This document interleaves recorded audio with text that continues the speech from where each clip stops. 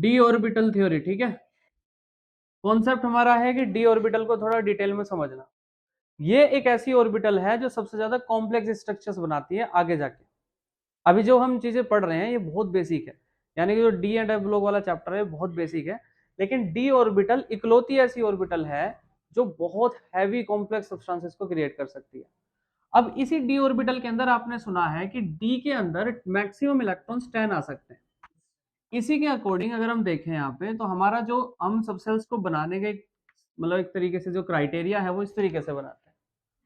अब ये है डी, आपके पास 5 सबसेल्स, यानी कि ये सबसेल हो गई, एक 2 हो गई, 3 हो गई, 4 हो गई, 5 हो गई। इन पांचों सबसेल्स के इंडिविजुअल नाम होते हैं।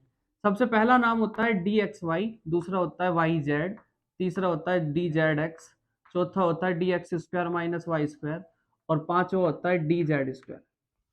ठीक है। इन्हीं ऑर्बिटल्स जो है, मतलब ये जो इनके नाम है, इन्हीं नाम के आधार पर इनके अलग अलग एनर्जी लेवल्स है। यानी कि d x y, y z और जेड एक्स के तीनों के एनर्जी लेवल होते हैं। इन एनर्जी लेवल को हम डिनोट करते हैं T2G से। और इसके बाद में जो दोनों के दोनों ये होते हैं, इनको कहते हैं एनर्जी लेवल को EG एनर्जी लेवल। ठीक है। इनमें अंतर क्या है, T2G वाला कॉन्सेप्ट क्या है और EG वाला कॉन्सेप्ट क्या है, देखो।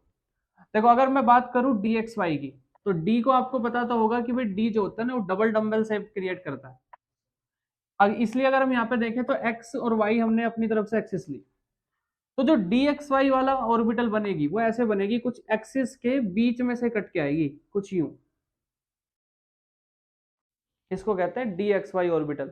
यानी कि अगर एक इलेक्ट्रॉन घूमेगा, तो अगर एक इलेक्ट्रॉन अपना पाथ बनाएगा, तो मान लीजिए इलेक्ट्रॉन है, तो ये इलेक्ट्रॉन इस रास्ते को जाएगा और फिर इस रास्ते को जाएगा और फिर इस रास्ते को जाएगा, ऐसे घूम के फिर यहाँ आएगा, फिर यहाँ जाएगा। तो ये पूरा का पूरा एक तरीके से रास्ता घुमाता है, मतलब यूं करके ये पूरा आपको चक्कर काटना पड़ेगा डी एक्स वाई के केस में। वाई जेड के केस में क्या करना है, वाई जेड में कुछ नहीं करना। मान लीजिए आपके पास में फिर से वाई जेड एक्सिस हो गई, वाई में इस तरफ कंसीडर कर रहा हूं और जेड ये हो गया मेरा। तो आंसर आपका किस तरीके से रहेगा कि वाई के केस में ये ऐसे करके बन गया और फिर जेड में ऐसे आ गया।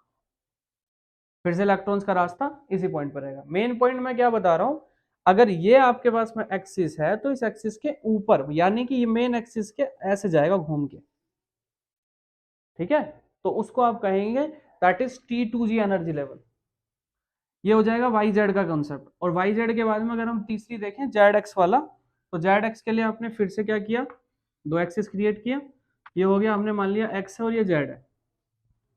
तो आंसर किस तरीके से रहेगा, सेम, कि ये इस तरीके से आपने इलेक्ट्रॉन्स को घुमाया, फिर ये, यानी कि तीनों की तीनों एक्सिस, ये हो गया डी एक्स वाई, ये हो गया डी वाई जेड, और ये हो गया आपका डी जेड एक्स या एक्स जेड। तीनों के तीनों का एनर्जी लेवल एक जैसा होगा। क्यों एक जैसा होगा, क्योंकि तीनों की जो शेप है या जो फॉर्मेशन है वो लगभग एक जैसी है। तीनों की तीनों एक्सिस के ऊपर से कूद के आती हैं, यानी कि एक्सिस को काट रही हैं। लेकिन इसमें जो दोनों है वो समझो, दोनों में जो d x square minus y square वाला है, ये कुछ इस तरह से है कि ये हो गया आपका एक्स और वाई एक्सिस, ये हो गया आपका एक्स एक्सिस और ये हो गया भाई वाई एक्सिस। तो ये क्या है, ये अलग तरीके से कैसे बनती है कि ये बीच में से आती है, यानी कि जो ऑर्बिटल्स का फॉर्मेशन है वो बीच में से होता है कुछ इस तरह से। और यही कारण है कि इनका एनर्जी लेवल इनसे अलग हो जाता है। ठीक है। अब किसका एनर्जी लेवल कम होता है, किसका एनर्जी लेवल ज्यादा होता है, ये डिपेंड करता है कि वो एटम कौन से कॉम्प्लेक्स को क्रिएट कर रहा है। समझो कैसे, कॉम्प्लेक्स कहने का मतलब क्या है कि कभी वो एटम जो है एक ऐसी स्पीसीज से जुड़ता है जहां पे वो अपनी शेप को टेट्राहेड्रल बना रहा है, एक कभी वो ऐसी स्पीसीज से जुड़ता है जहां पे वो ऑक्टाहेड्रल बना रहा है। तो जब वो टेट्राहेड्रल बनाता है, जब वो छोटे कॉम्प्लेक्स बनाता है, उस पॉइंट पे T2G का एनर्जी लेवल बहुत हाई होता है। क्योंकि छोटी फॉर्म पे सबसे पहले आप जो छोटे वाले फॉर्म है, यानी कि ये वाली जो फॉर्मेशन है, सबसे ज्यादा इलेक्ट्रॉन्स का ज्यादा इन्वॉल्वमेंट इस पॉइंट पे रहेगा। दूसरी तरफ अगर आपका कभी ऑक्टाहेड्रल शेप बना, तो ऑक्टाहेड्रल के केस में सबसे ज्यादा एनर्जी लेवल इन दोनों का रहेगा, यानी कि d x square minus y square और जेड स्क्वायर वाले का। समझे इस तरीके से। तो जेड स्क्वायर का कैसे बनाएंगे शेप, वो देखो, जेड स्क्वायर के लिए शेप के लिए हमारे पास एक ही एक्सिस होनी चाहिए, वो है जेड।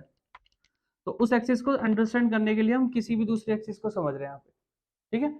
आप इसे जेड के रिस्पेक्ट में मान लीजिए, वाई के रिस्पेक्ट में मान लीजिए, कोई भी आपकी इच्छा है। तो होता कुछ यूं है कि ये पहला जो इसका कॉम्प्लेक्स की जो शेप है, डी का जो शेप है वो ऐसे करके पूरा आएगा, 8 बनाना है। और ये जो इलेक्ट्रॉन्स का 8 बनाने के बाद जो आप इलेक्ट्रॉन्स को है ना ऐसे करके घुमाओगे कुछ इस तरह से, यानी कि जो आपका फॉर्मेशन है वो ऐसे और फिर ऐसे, ठीक है, इस तरह से दिखेगा। इसको कहते हैं डी जेड स्क्वायर। तो इन दोनों का एनर्जी लेवल, इन दोनों का एनर्जी लेवल कैसा है, ये डिफरेंट है, ये है ईजी एनर्जी लेवल। और भाई इन तीनों का एनर्जी लेवल जो है ये है T2G एनर्जी। तो मेरे हिसाब से अब तुम समझ गए होंगे कि दोनों का एनर्जी लेवल क्यों है, ठीक है। और हिंट में ये भी लिख देता हूं, जब हम CFT की स्टडी करते हैं तो टेट्राहेड्रल के केस में, याद करने का तरीका बता रहा हूं, टेट्राहेड्रल के केस में, ठीक है, T2G का एनर्जी लेवल, ये याद रखिए, का एनर्जी लेवल ज्यादा होगा, ज्यादा होगा, ठीक है जी। और ऐसे ही ऑक्टाहेड्रल के केस में उल्टा हो जाएगा। हाँ जी, ऑक्टाहेड्रल के केस में जो Eg का एनर्जी लेवल है वो ज्यादा होगा। क्लियर।